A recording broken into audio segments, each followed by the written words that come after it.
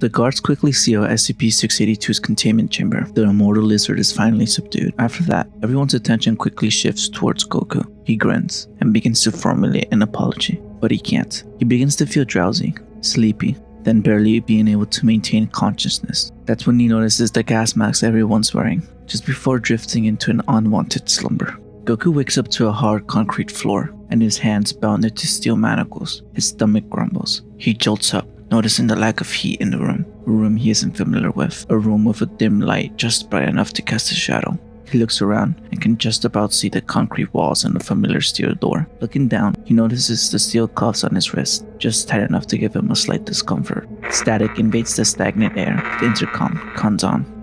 You've betrayed my trust, our trust, 9001. I cannot in good conscience protect you anymore. You wanted action, stimulation, fine, you'll get it. Trust isn't given, it's earned, over time. Cooperate, and we'll see where you go from here. But for now, you are Foundation property, and are considered an anomalous threat to humanity. We'll run various tests and experiments to find out exactly what you are. Yeah, I'm hungry. What's for lunch? And that's the nature of our first experiment. How efficient and how effective can you be when faced with starvation? Goku did not like the sound of that. I didn't do anything wrong. All I wanted was a fight, and I was getting bored. This isn't fair. Goku summons his inner ki and effortlessly breaks his steel manacles. Still effective at even one day without food. Looks like you barely broke a sweat. How do you have so much strength, and at such a young age? And it isn't nice that you're keeping Mr. Lizard locked away as well. Goku begins to walk towards the door, for he feels an ancient force stopping him from moving further. Goku's at the edge of the light that the dim bulb is emitting, and he can't seem to move past it. He lunges forward, but to no avail. He begins to panic and tries to run, jump, sprint, anything. He tries the opposite side, but the same thing happens. He's confined and is forced to stay within this light. That's when he notices it, just barely visible in this lighting, an old, rusty nail. SCP-272 is an ancient iron nail. The nature of this nail prevents anyone from moving if it's pinned to their shadow, and they cannot remove it, no matter how hard they try. Outside assistance is required. I wouldn't recommend moving much. It won't favor you. That nail cannot be removed by you, and unless you want to be stretched thin, I wouldn't recommend destroying or moving the light source. Behave, and you'll be rewarded. Goku was left alone, with no one to answer his pleas for freedom. He ignored the advice and began trying to lift the nail. It's just a piece of metal. How hard could it be to remove? He was strong after all. He squatted down and pinched the rusty metal and lifted, but he couldn't. He couldn't lift the nail. He tried again and again, but nothing. He summoned all of his ki to his fingers and various muscles, bulking them, and again, he lifted. He felt it nudge ever so slightly, but he couldn't lift it completely. He huffed and puffed until his fingers bled and his face turned red, but all that he managed to remove was the skin on his finger. Goku slumped down, holding his injured fingers to his chest. Never met anyone or anything he couldn't beat besides SCP-682. Goku's stomach grumbled, and with that, he laid down and tried to conserve his strength. Days pass by, and Goku grows ever hungrier. But now, his thirst seems to be a more pressing matter. He becomes visibly more emaciated every day. Goku tries to break free, and every day he fails.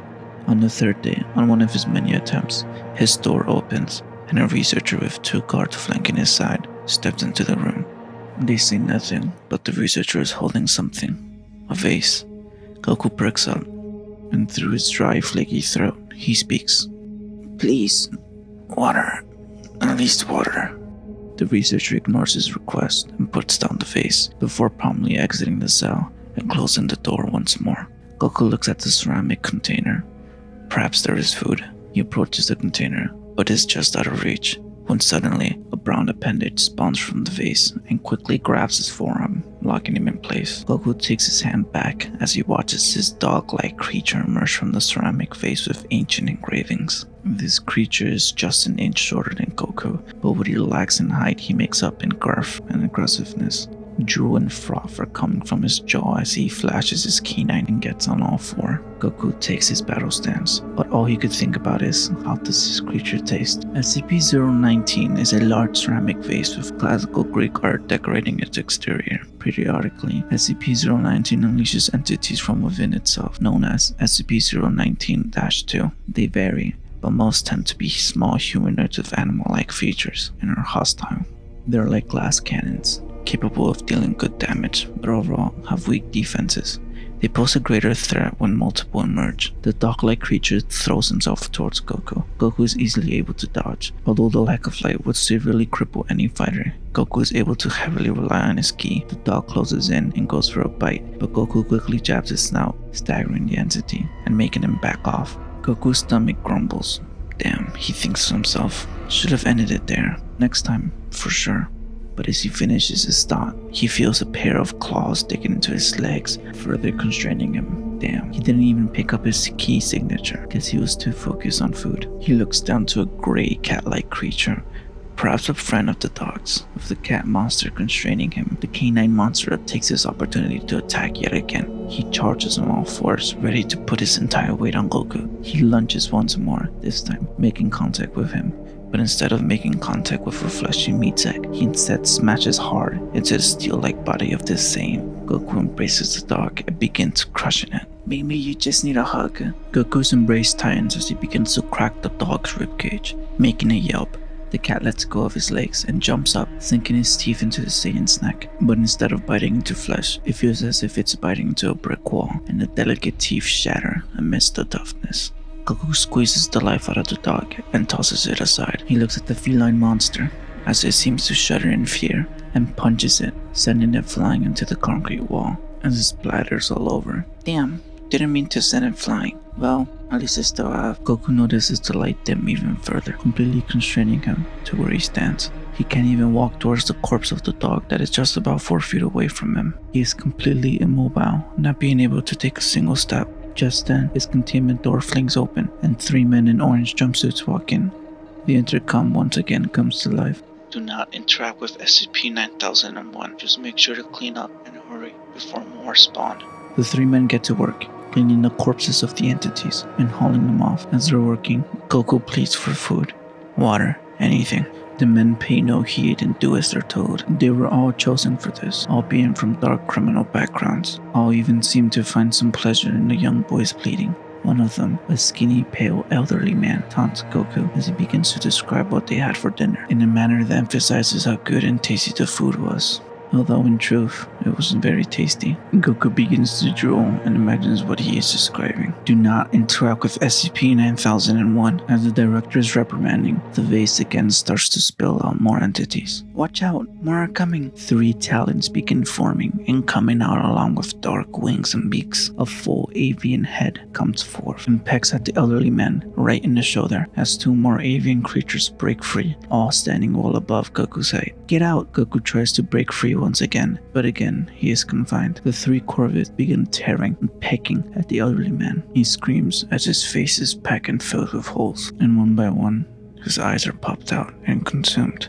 The 2 remaining men frantically run towards the door. The 3 birds look towards Goku, and as if by instinct, ignore him and head towards the 2 remaining men. All Goku can do is look on as the men are drowned in black feathers, followed by pools of blood under them. The light brightens just a bit to give him some room, and the birds perch up and race towards Goku. They spread out, 1 heading right for him, and 2 going for his flanks. Feeling no weakness from the lack of food and water, nonetheless, he prepares for battle. They rush him in a blur of black. He's able to dodge 2, but the 3rd grapples his arm. The 2nd recovers quickly and goes for a talon kick. Goku counters this with his own kick to deflect it and uses his free arm to come down with a punch to break the first bird's wing, sending him to the ground. That's when he feels the beak from the one who's grappling him pierce his shoulder, drawing blood. The one who was deflected recovers and pecks Goku's chest, proving to pierce him. They aren't deep, but still, they hurt. The one on the floor comes up and pecks him in the stomach. Goku winces in pain. The 3 birds then ferociously begin to peck all over his body, and Goku, being in a weakened state, is forced to tank all of these pecks. He begins to feel the pressure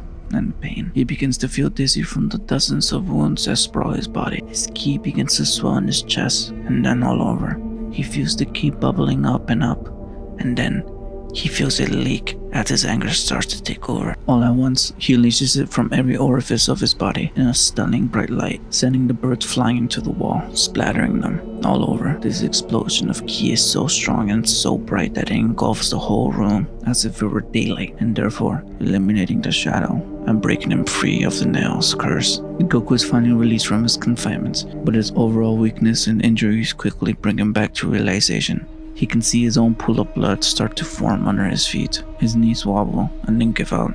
Being starved and dehydrated for nearly 3 days and being heavily injured, he collapses and slowly loses consciousness. He bleeds out on the hard concrete floor. The director, having been witness to all that has transpired, sits in astonishment at the power and battle technique displayed by the young boy. His previous intelligence test showed him to have below average IQ, but this battle displayed quite the contrary, at least in terms of battle, being able to cope with malnutrition, dehydration, and massive injuries, and still being able to dispatch 5 enemies. He gives the okay to rescue the Saiyan child and medically treat him.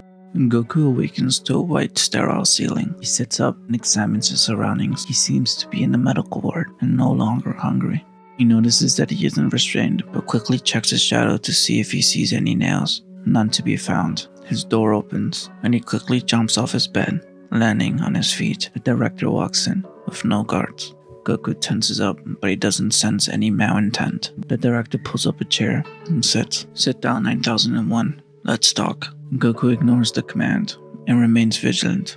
"Listen, SCP-9001, I won't put you through something like that again. I merely had to save face from my failure in containing you. I know that you aren't a threat to humanity, or even to us. You merely got curious and frustrated due to what I presume is your instinct and your abnormal thirst for battle. It was wrong for me to ignore you and your needs.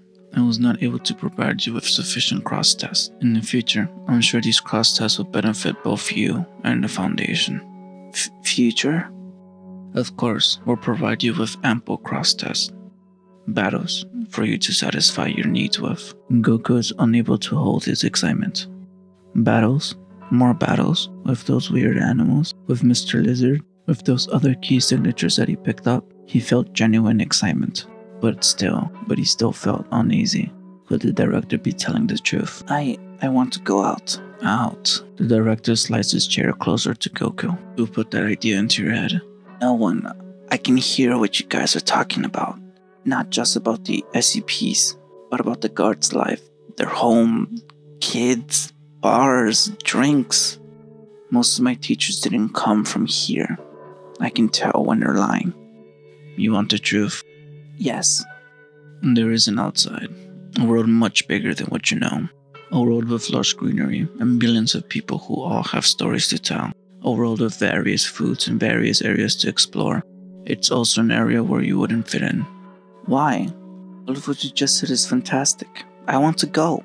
Outside there are rules, norms, which you must first become accustomed to. There are also no battles out there. There's no one out there who might even come to a fraction of your power. Every single thing that can even pose a challenge to you is here and spread across our other facilities. I know what you want, what you need, and if you help us secure, contain, and protect humanity against anomalous threats, then I can guarantee lifelong battles, and in the future, a chance to see the wider world. Goku looks distressed. He greatly desired to explore, to have an adventure, to see what's out there.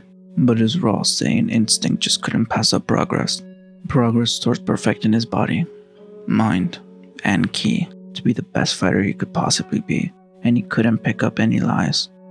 The director held out his hand, and Goku took it. Beneath their feet, and beneath the layers of thick reinforced steel, something stirred. Researchers toiled at their assigned tasks, and guards yawned and contemplated their employment. But even beyond them, inside of the recently sealed containment room, where a Saiyan child had a battle with the hard-to-kill lizard, SCP-682 continued to stir and think. That child was not human. That power was not human. That energy was bright and pure. Pure, bright, and destructive.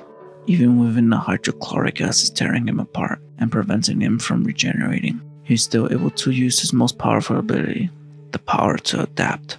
SCP-682 focuses on his previous encounter and thinks about how the boy was able to emit such energy, how he knew who he was beforehand. He wasn't part of his captors.